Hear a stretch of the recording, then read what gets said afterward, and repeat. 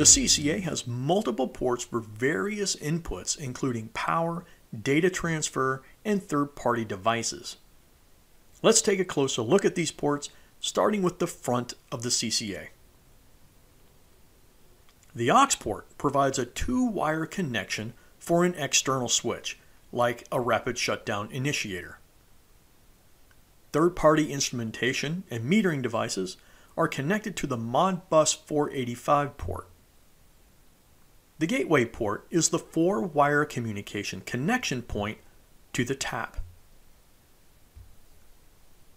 A second set of third-party devices can be connected to the RS485-2 port. The power port is where the CCA connects to the DC power supply.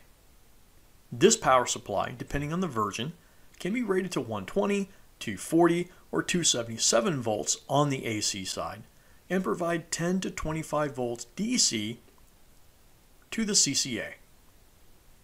Tigo offers different versions of this power supply with or without an outdoor rated enclosure. A 12-volt power supply can be used if there is only one tap.